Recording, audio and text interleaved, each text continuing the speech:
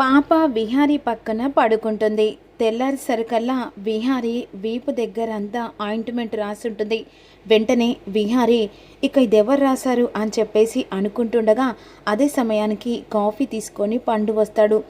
ఏటి బాబు ఏమైంది అని చెప్పేసి పండు అడుగుతాడు.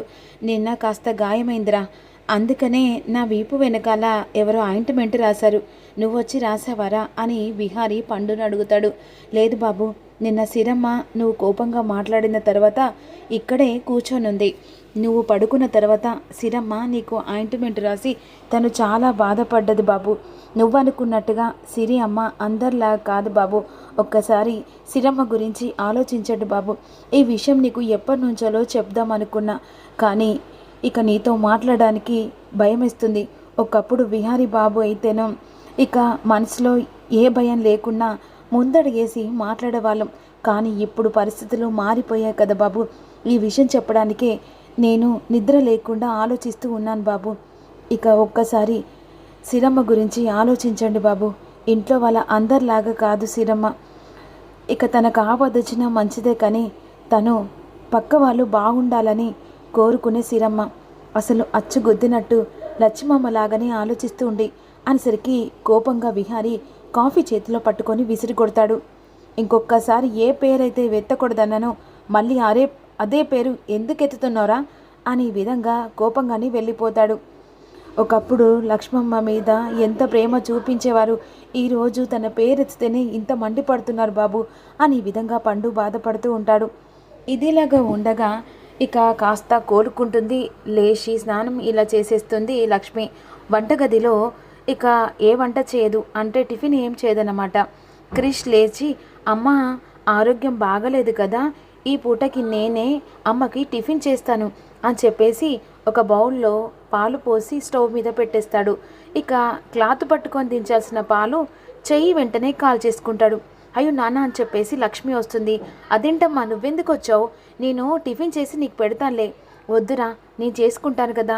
అదేంటమ్మా నువ్వు రెస్ట్ తీసుకో అని చెప్పేసి అన్నాను కదా, నువ్వెందుకు మళ్ళీ వచ్చావు? అయినా నేను టిఫిన్ చేస్తాను, కానీ నువ్వు వెళ్ళి రెస్ట్ తీసుకో. ఇలాంటి పనులు నువ్వు చేయాల్సిన అవసరం లేదు. ఇప్పుడు నాకు అన్నీ నయమైపోయి నేను చకచక వంట చేస్తాను. మామయ్య కూడా ఆఫీస్కి వెళ్తానని చెప్పేసి అన్నాడు. త్వరగా కావాలంటే నేను ఉప్మా చేస్తాను, సరేనా? సరే అమ్మా, నువ్వు వెళ్ళి ఫ్రెష్ అప్ అయ్యి స్కూల్కి టైం అవుతుంది, నేను డ్రాప్ చేస్తాను. ఈలోపు అక్క టిఫిన్ రెడీ అయిందా, ఆఫీస్కి వెళ్ళాలి, ఎన్ని రోజుల తర్వాత గ్యాప్ వచ్చింది కదా, కాస్త త్వరగా వెళ్తే అయిపోతుందని హర్ష అంటాడు. అయిపోయింది హర్ష, ఇదిగో ఉప్మా చేశాను అని ఉప్మా బాక్స్లో పెట్టిస్తుంది. అమ్మ ఇంకో బాక్స్లో కూడా ఉప్మా పెట్టవా? ఎందుకురా, ఎవరికి? అయ్యో అమ్మ, నిన్న బ్యాట్మ్యాన్ వచ్చి నిన్ను కాపాడారు, సేవ్ చేశాడు. ప్రతిఫలంగా మన దగ్గర ఏం లేదు కదా, అందుకే నువ్వు చేసిన ఉప్మా ఇక మా బ్యాట్మ్యాన్కి ఇస్తే తిని రుచి చూస్తాడు. సరే అని చెప్పేసి లక్ష్మి వేరే బాక్స్లో ఉప్మా పెట్టుతుంది. ఇక మామయ్య నీతో పాటుగా వచ్చి బ్యాట్మ్యాన్ కలిసి నీ స్కూల్కి వెళ్ళిపోతాను, సరే రా అని చెప్పేసి ఇద్దరు కలిసి ఆఫీస్ దగ్గరికి వెళ్తారు. ఆఫీస్లో బిజీగా ఉంటాడు. కాసేపట్లో బయట కూర్చుంటాడు హర్ష.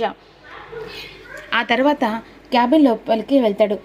ఇక ఎలా ఉన్నావు హర్ష అన్న తర్వాత, బాగున్నాను సార్, ఇంకా రెస్ట్ ఏమన్నా కావాలా? పర్లేదు సార్. అవును ఏంటి ఇలా వచ్చావురా అని చెప్పేసి ఇక కృష్ణ అడుగుతాడు. ఏం లేదు బ్యాట్మ్యాన్, నిన్న మా అమ్మను కాపాడావు కదా, దానికి ప్రతిఫలంగా నీకు మా అమ్మ చేసిన ఉప్మా తీసుకొచ్చాను. జీడిపప్పు ఉప్మా అంటే మా అమ్మ చాలా ఫేమస్గా చేస్తుంది, అది ఎవ్వరూ చేయరు. ఈలోపు విహారీ ఆ ఉప్మా తీసుకొని తింటాడు. చాలా బాగుందిరా, అసలు ఎంతలా నచ్చిందంటే ఇక వెంటనే విహారికి లక్ష్మి గుర్తొస్తుంది. ఒకప్పుడు తిన్నట్టుగా అనిపిస్తుంది. మీ అమ్మ చాలా బాగా చేసిందిరా అని విధంగా అన్న తర్వాత, సరే బ్యాట్మ్యాన్, నేను ఇక వెళ్ళొస్తాను, స్కూల్కి టైం అవుతుంది అని విధంగా అంటుండగా సరే అని చెప్పేసి అంటాడు. ఇక్కడ సిరి మాత్రం స్కూల్కి వెళ్దామని చెప్పేసి ఇక ఆ రోజు ఆంటీ ఇచ్చిన బాక్స్ తీసుకెళ్ళి ఇవ్వాలి కదా అని విధంగా అనుకుంటుంది. వెంటనే బాక్స్ తీసుకొని బ్యాగ్లో పెట్టుకుంటుంది. అమ్మ సిరమ్మ, నిన్ను స్కూల్లో డ్రాప్ చేయడానికి వస్తాను. వద్దు పండు, నేను వెళ్తాను కదా. వద్దులే అమ్మ, ఒక్కదానికి వెళ్తున్నావు, నేను తోలిచ్చేసి నేను మార్కెట్కి వెళ్ళి కూరగాయలు తీసుకొని వస్తాను అని అన్న తర్వాత, సరే పండు, ఈ దారిలోనే బాక్స్ ఇచ్చేసా, ఇక మన ఇద్దరం కలిసి వెళ్ళి కలిసి వద్దాం. సరే సిరమ్మ అని విధంగా ఇక్కడ కార్లో సిరి ఉన్ను పండు ఎక్కుతారు. లక్ష్మి వాళ్ళ ఇంటికి బయలుదేరతారు. ఇక్కడ వెంటనే బాక్స్ తీసుకొని బయటికి వచ్చిన తర్వాత వడ్డీల శకుంతల అరే అని చెప్పేసి పిలుస్తుంది. ఏంటి అని చెప్పేసి క్రిష్ అంటాడు. ఏంట్రా ఇక్కడ కాక పట్టడానికి వచ్చారా అనేసరికి ఎవరిని కాక పడుతున్నారు, ఇక్కడ నాదే రాజ్యం రా, నేనే ఇక్కడ మొత్తం క్యాటరింగ్ పట్టాను అని చెప్పేసేసరికి అప్పుడు బాబు నవ్వుతాడు. ఏంద్రా వెటకారంగా ఉందా, ఎందుకు నవ్వుతున్నావురా అని విధంగా అంటుండగా, ఎప్పుడైనా నువ్వు చేసింది ఇక మా బ్యాట్మెన్ తిన్నాడా, అదే మా అమ్మ జీడిపప్పు ఉప్మా చేసింది, అది తిన్న తర్వాత ఏమన్నాడో తెలుసా, సూపర్గా ఉంది, ఇలాంటి ఫుడ్డే, ఇలాంటి హెల్తీ ఫుడ్డే మాకు కావాలన్నాడు. అంటే దీని లెక్క నీకేమర్థమైంది, నీ క్యాటరింగ్ గోవిందా, ఇక నుంచి ఆ క్యాటరింగ్ మా అమ్మ చేతికి వస్తుంది. నువ్వు ఎలా జాగ్రత్త పడాలో, ఎలా బ్యాట్మ్యాన్ని కవర్ చేసి ఇక్కడ నీ క్యాటరింగ్ని ఎలా కాపాడుకోనో ఆలోచించు. ఏంటిరా ఉన్నదే పిట్ట పిస్కంతా గూత పెద్దగా వస్తుండది, గూత పెద్ద కాదు, నిజమే చెప్పాను అని విధంగా అక్కడి నుంచి హర్ష తనతో మాటలేంది, వెళ్దాం పదా అని చెప్పేసి కృష్ణ తీసుకొని హర్ష వెళ్ళిపోతాడు. అంటే ఇప్పుడు ఆ గుడిసె కాలిందని చెప్పేసి ఏకంగా ఇక్కడ సార్కు ఎరవేసి నా క్యాటరింగ్ని పోగొట్టాలని చూస్తుందా. ఏ సిరి, వదిలిపెట్టనే, నిన్ను వదిలిపెట్టను, నిన్ను చంపాలనుకుంటున్న ప్రతిసారి నువ్వు చావుతో బయటపడుతుండవే అని ఈ విధంగా శకుంతల అనుకుంటూ ఉంటుంది. ఈలోపు వెంటనే ఇక సిరితో పాటుగా పండు ఇద్దరు కలిసి లక్ష్మి వాళ్ళ ఇంటికి వస్తారు. ఆ సమయంలో కారు నుంచి దిగేస్తారు. ఇక తను వంటగదిలో వంట చేస్తూ ఉంటుంది. ఆ సమయంలో ఆంటీ అని చెప్పేసి పిలుచుకుంటూ లోపలికి వెళ్ళిపోతూ ఉంటుంది. బామ్మ ఇక కిచెన్లో లక్ష్మి ఉంటే ముందు రూములలో బామ్మ ఉంటుంది. ఇక ఎలా ఉన్నావమ్మా అని అడుగుతుండగా, బాగున్నాను బామ్మ. అవును, ఎవరు లేరా, ఆంటీ లేదా అని అంటుండగా, ఉందమ్మా వంట చేస్తుంది, కూర్చో. ఇతనెవరు, ఇతను మా మామయ్య అని చెప్పేసి ఇక కూర్చుంటారు. ఆ సమయంలో వెనకాలనే ఫోటో ఉంటుందన్నమాట.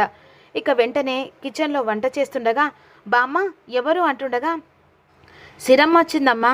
ఓ అవునా, వస్తున్నాన్రా, ఒక్క నిమిషం అని చెప్పేసి ఈ విధంగా అదే సమయానికి లక్ష్మి అక్కడ ఇక పండు చూసిన విధానం ఎలా ఉంటుందో చూద్దాం.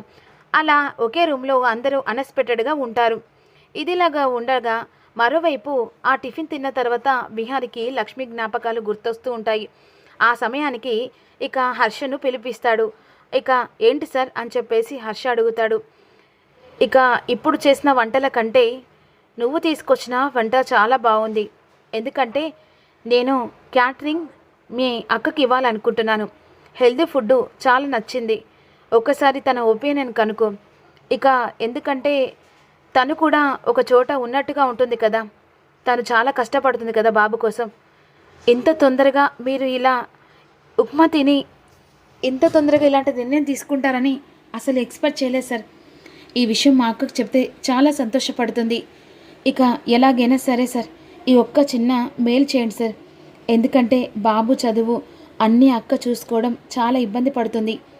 అందుకే నేను నిర్ణయించుకొని ఆలోచించి మీ అక్కకు ఈ క్యాటరింగ్ ఇవ్వాలనుకుంటున్నా, ఇదిగో అడ్వాన్స్ అని చెప్పేసి 1,00,000 రూపాయలు అడ్వాన్స్ హర్షకి ఇస్తాడు. ఇదేదో ఇక నేనేదో ఫేవర్ చేసినట్టు కాదు, కష్టానికి ఫలితంగా ముందుగా నేను అడ్వాన్స్ ఇస్తున్నాను అన్న తర్వాత ఈ విషయం అక్కకు తెలిస్తే చాలా సంతోషపడుతుంది అని విధంగా మురిసిపోతూ ఉంటాడు హర్ష. ఇదిలాగా ఉండగా వెంటనే కిచెన్లో నుంచి ఇక సిరి అంటే లక్ష్మి బయటకు వస్తుంది.